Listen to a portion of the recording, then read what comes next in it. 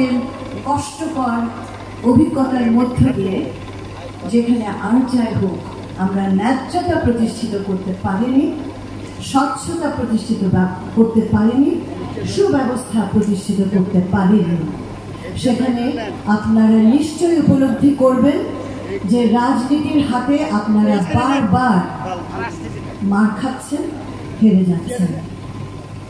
আমাদের শিল্প হোক সংকীর্ণ রাজনীতি মুক্ত, দলীয় রাজনীতি মুক্ত। যদি এখানে এমন কোনো রাজনীতি থাকে, সেটা হবে একটি মাত্র আমার শ্রমিকের কল্যাণের রাজনীতি এবং শিল্পের সুবিকাশ, বিশালতা এবং দেশের মঙ্গল। আমি আমার বক্তব্য আর দীর্ঘায়ু করব না, কিন্তু এই নতুন বাংলাদেশে যেহেতু আমার মন্ত্রণালয় মেয়েদের উপরে একটি আলাদা নজর রাখে, সেই জায়গাটায় আমার একটা ছোট্ট বক্তব্য আছে। আমাদের নারী শ্রমিকরা আমাদের গার্মেন্টসের 80% স্বাস্থ্য, তাদের ব্যক্তিগত যে সমস্যাগুলো একটি মেয়ের হয় একটা শিল্প কারখানার ভেতরে, সেখান থেকে তাদের বের করে নিয়ে আসা, তাদের স্বাস্থ্য, তাদের প্রয়োজনীয়তা, তাদের ব্যবস্থাপনা সুনজর থাকবে। আর আমরা আমাদের মন্ত্রণালয় থেকে এটার উপরে নজর রাখবো। আমাদের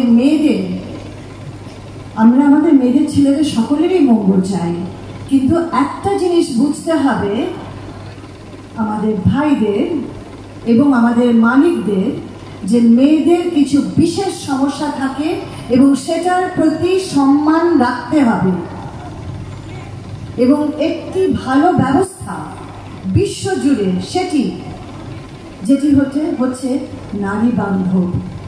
প্রতিটি কারখানা লক্ষ্য হওয়া উচিত যে মেয়েটি যেন শান্তিতে মনোযোগ দিয়ে কাজ করতে পারে, তার জন্য তার শিশুর ব্যবস্থা এবং একটি ভালো শিল্প কারখানা সেটাই যেখানে তাদের শ্রমিকদের, বাচ্চাদের লেখাপড়া, সুস্বাস্থ্য মাথায় রেখে একটা শ্রমিক সম্পদ তৈরি করে। নতুন বাংলাদেশ কেন আমি বড় করে স্বপ্ন দেখব না? কেন আমি চাইবো না যে মালিকরা তাদের শ্রমিকদের সর্বোচ্চ সুব্যবস্থা দিক? এই দাবিটি আমি করছি। আমাদের মেয়েরা ছেলেদের পাশাপাশি আমাদের মেয়েদের প্রয়োজনীয়তাটা যেন নজরে থাকে এবং নতুন বাংলাদেশে যেন আমরা সেই উন্নত মার্গে শিল্প কারখানার সৃষ্টি করতে পারি। আমাদের শ্রমিকদের সকলকে আবার সালাম।